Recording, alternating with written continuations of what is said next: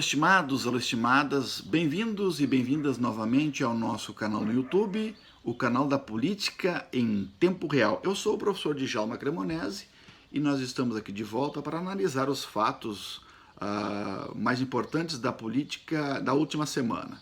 E eu começo afirmando, vamos tratar aqui da viagem do Bolsonaro a Israel e as suas declarações também gerando um pouco de mal-estar, não apenas para a população geral do país, mas também para o próprio governo. Eu começo a minha análise perguntando: o que você diria de um pai de família que não sabe gerenciar a sua própria casa, que coloca um filho contra o outro, que festeja datas em que deveria silenciar, além de não ter a mínima preocupação com uma boa parte deles que se encontra na miséria, se encontram desempregados?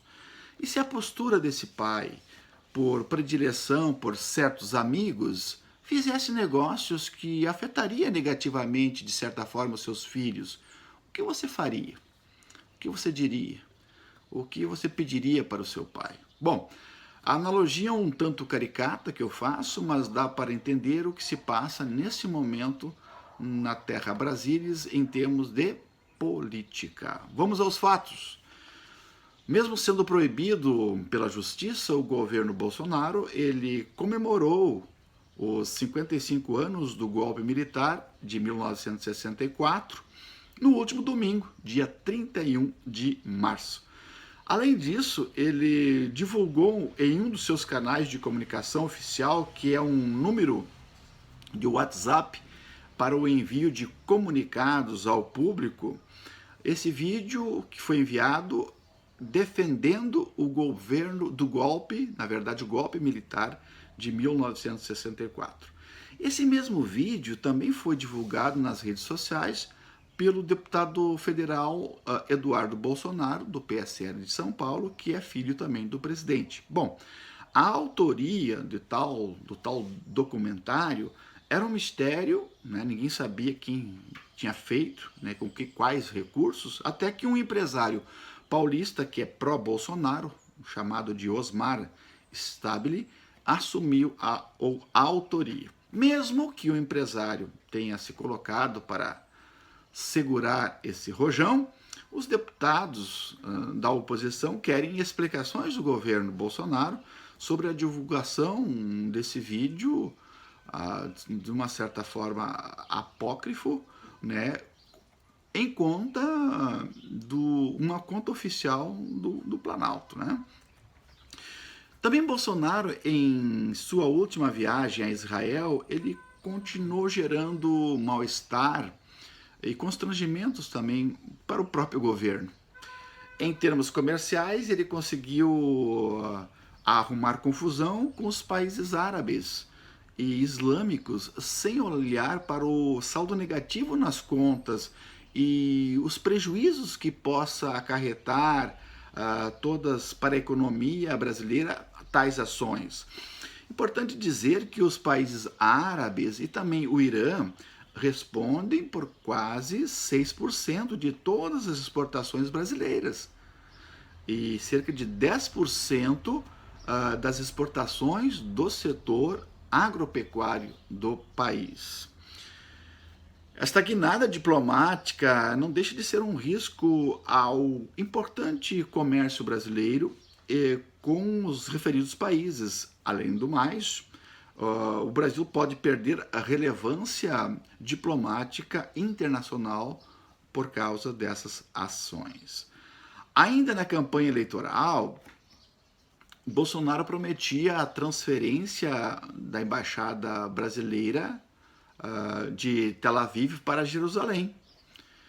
Vendo das dificuldades desta ação, Bolsonaro volta atrás e anunciou apenas a criação de um escritório de negócios em Jerusalém, sem status diplomático. Mesmo assim, pode ocorrer retaliações comerciais dos países árabes, além também de um descontentamento que possa causar na comunidade islâmica do mundo.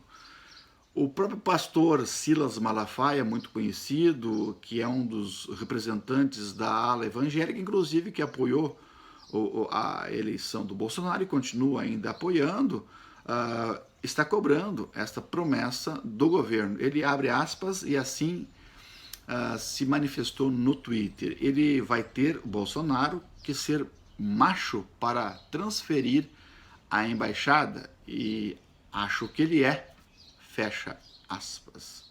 Assim se expressou o pastor no Twitter.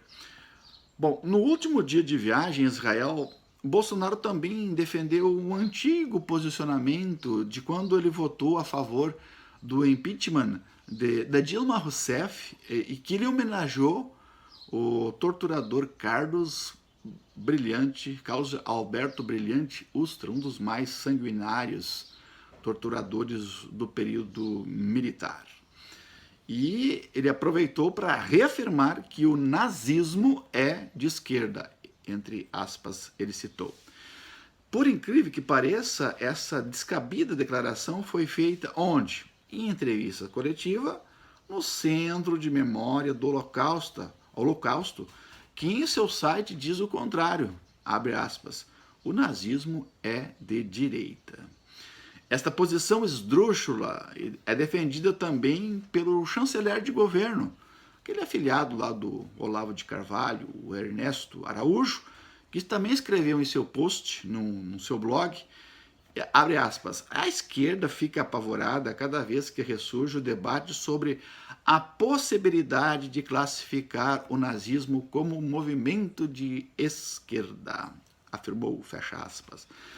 Para completar, o senador Flávio Bolsonaro, do PSL do Rio de Janeiro, ele acompanhou seu pai, inclusive, em visita, não sei por qual razões, ele respondeu de forma bastante irresponsável, da seguinte forma, a um grupo de palestinos do Hamas que havia criticado a viagem do presidente. Ele colocou assim no seu post, eu quero que vocês se explodam.